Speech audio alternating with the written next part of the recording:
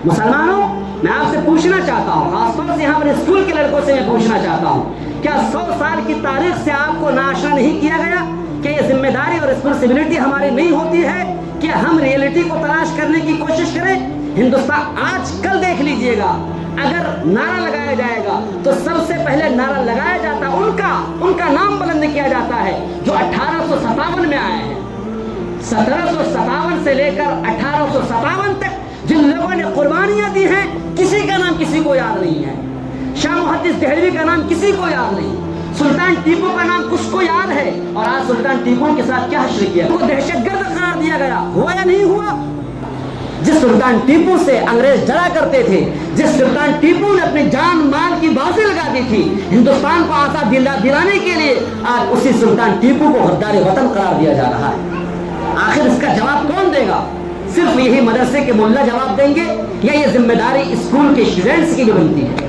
लिहाजा आइंदा कल तारीख दोहराई जाएगी, उस तारीख में अगर हम हकीकी मुसलमान हैं, हकीकी स्टूडेंट्स हैं, हमारी जिम्मेदारी बनती है, जो यहाँ टीचर हजरात भी हैं, आप आज से लेकर कल तक तारीख का मुताला कीजिए। जो अच्छे राइटर्स हैं उन राइटर्स की किताबों का मुताला करें, मोबाइल का सहारा न लें, या जो आपकी जो किताबों में आपकी जो सिलेबस में किताबें दाखिल कर दी गई हैं सिर्फ उन्हीं किताबों पर इन्हिसार न करें, बल्कि जो रियलिटी है, जो हकीकत है, उन किताबों का मुताला करें। तारीख हिंद में उलमा किराम का किरदार, इन जैसी किताबों का मुताला करें और कल अपने बच्चों को एक एक तारीख बताएं।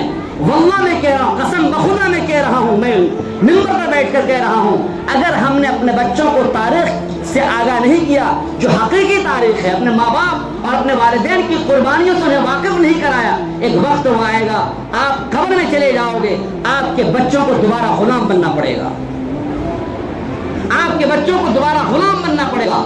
कम से कम हमारे बच्चों को इतना बता दो, उनके ज़हन दिमाग में ये बात बैठ जाए, इस हिंदुस्तान की आज़ादी में हमारे वालिदैन ने, हमारे माँ बाप ने, हमारे पुरखों ने, हमारे असराफ ने कुर्बानियाँ दी हैं, और हिंदुस्तान में हम रहते हैं अपने पुरखों की कुर्बानियों की बुनियाद पर। हम किसी के पीछे और किसी के दुमछल्ले बनकर नहीं हैं यहाँ पर। हमने हिंदुस्तान में रहने को खुद से सेलेक्ट किया है, हम किस इख्तियार दिया गया था, पाकिस्तान चले जाओ, लेकिन हिंदुस्तान को हमने अपनाया है।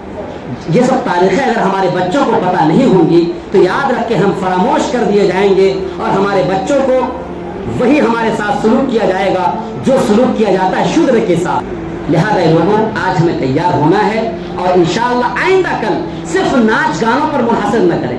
नाच गाने गा, और वो बच्चे हमारे नौजवान लड़के नौजवान लड़कियों को नाच गानों में, और हमारे बाप और हमारी माँ बेशर्म होकर नाच गानों में शरीक होती हैं।